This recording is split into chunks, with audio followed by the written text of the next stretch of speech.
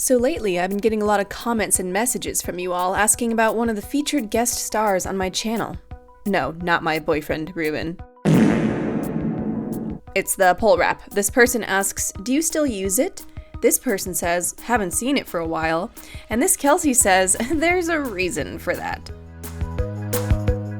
Although I had generally positive things to say in my first full-length video about the wrap, by the time I featured it in the Great Grip Test video, I was pretty over it, having busted it out a few times just to noodle around. My main complaints are that it's surprisingly difficult to wrap around the pole, the material bunches up on itself, somehow always right where you need to grip it the most, and well, last time I just couldn't think of that many moves to try. But that was a year ago. I'm now an intermediate pole dancer, and I'm fully clothed this time to give the pole wrap another go. It's called Fashion Sweaty. Look it up. Yes, the reason I'm wearing this horrifically uncomfortable black bodysuit tucked into colorful patterned leggings tucked into long socks is because, unlike regular poles which require your bare skin to catch and hold you on, silicone poles demand that you be covered up or it's a quick ticket to Burn Town for you. Okay. It's a new day, a new chance for this pole wrap to prove that it was worth the $60 I spent on it. I put the pole on static, wiped it and my hands down with alcohol, and then got to work winding the wrap around and around. Last time, I put the wrap in a weird spot, which interfered with my grip. This time, I'm starting it closer to the ground because I know I want to try some Aishas, which will involve placing my hand really low on the pole, so surely this will be the correct spot to apply the wrap, right? After a couple of false starts with trying to tape the wrap to the pole, because a piece of tape on each end helps secure it, I managed to get a pretty smooth wrap all the way to the end, which was about 2 feet or so below the top of the pole. My previous wraps have often been uneven and chunky, but I really took the time to pull the material taut and carefully layer it over itself to avoid that mistake again. Okay, so maybe there's one awkward bubble, but I did a pretty good job. Okay, I wiped my hands with alcohol, switched the pole back to spin, and got gripping. I'm just doing some basic spins here, and yep, just like the other times, the first few minutes with the pole wrap seem magical, like I could truly hang on and spin forever.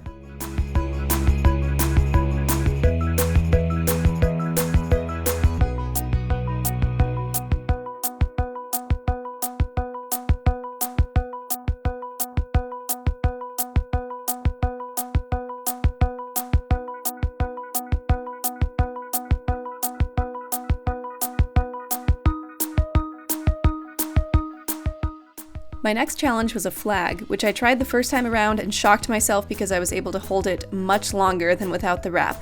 And yes, as I lean my upper body into the pole and then lift my legs off the ground, forming a horizontal flag with my body. Yep, okay, another point for the pole wrap. Look, I'm dancing around. That's how you know I'm happy during a training session for once.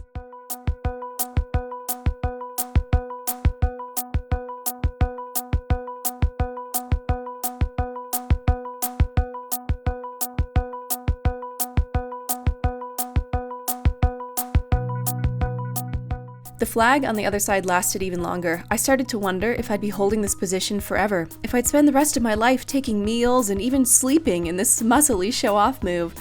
So the next stuff I tried came along to humble me.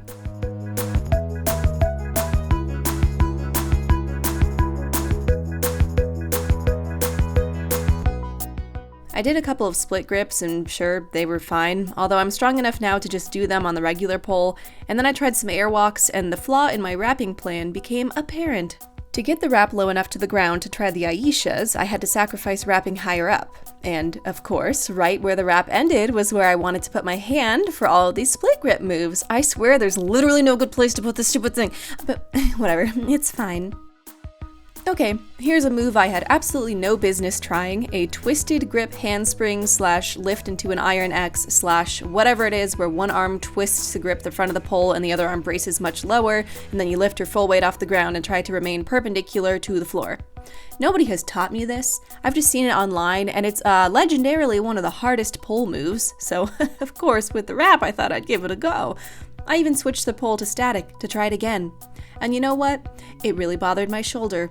I'm pulling faces in these clips, and that's exactly what I deserved for trying something I wasn't ready for. Pole wrap be darned.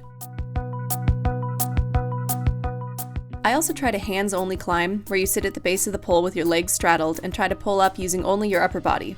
I've been working on this for like more than 6 months, and I thought maybe the wrap would help, because apparently I still needed to learn the lesson that the wrap can't magically fix a lack of strength or technique. No, do it right. Legs flexed, they stay flexed. Focus on keeping the legs apart.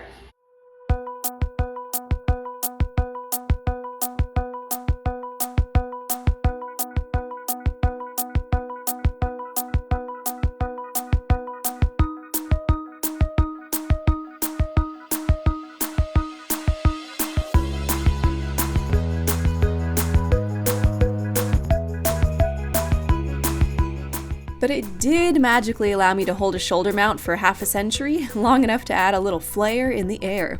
Although I forgot I was wearing this goofy bodysuit that revealed my shoulders, so I accidentally braced the pole against my bare skin, not the fabric. I grimace as I show my slightly reddened shoulder skin to the camera, then check it in the mirror.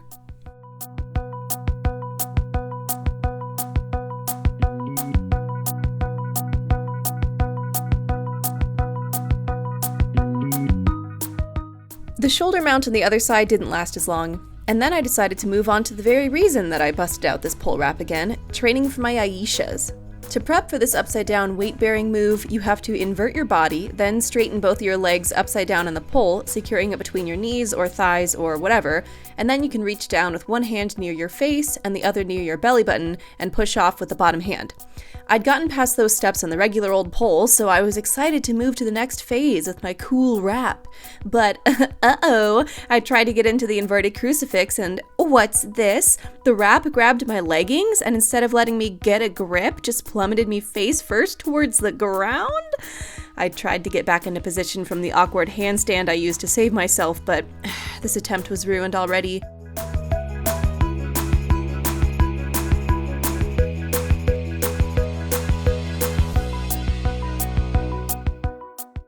And then the same thing happened in the next attempt. The pole wrap was only catching my leggings, which then moved around, as fabric does, not allowing me to actually get a grip. And do you know, all of my careful positioning still left the wrap in the wrong spot for me to put my lower hand. It's not high enough on top. It's too high on the bottom. This is so infuriating.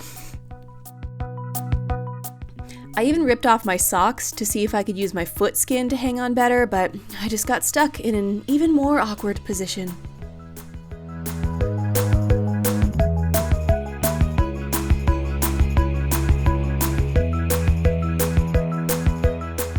The awkward leggings grip did not stop there. Next, I tried a chopstick split, an upright split with one hand holding onto the pole while the other reaches forward to pull your front leg towards your nose while the back leg releases and kicks out behind you.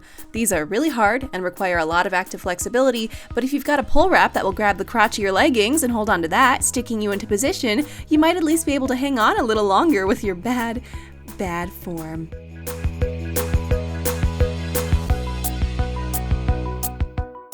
Yeah, at this point my leggings were totally torn up. They're really old, but still, it is brutal out here.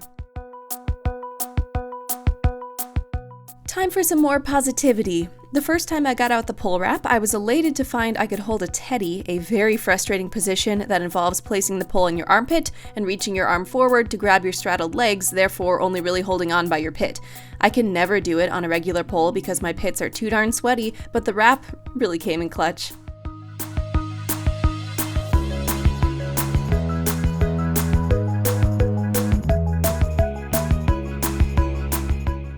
Well, most of the time. I frown as I examine the skin of my inner arms.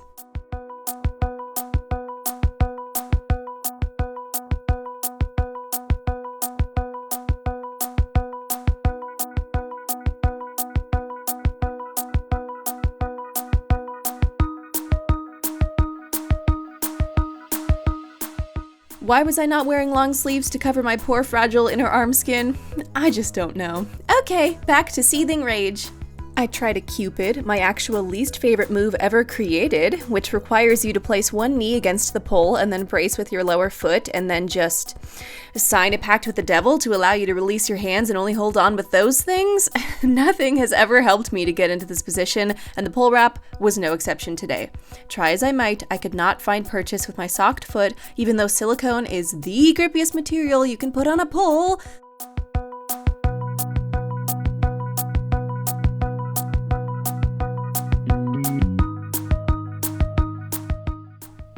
After that, I just tried a random assortment of other moves to see if the pole wrap would help with them. For some, it was fine. For others, my hand reached up past where the wrap ended and I lost my grip.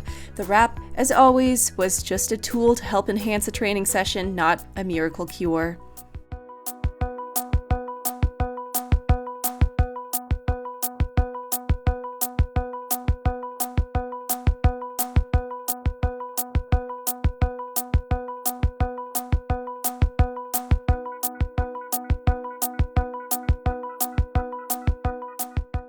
As I unwound the wrap, I pondered, would I ever bust it out again? I guess if you all bully me enough about something, I'll do it.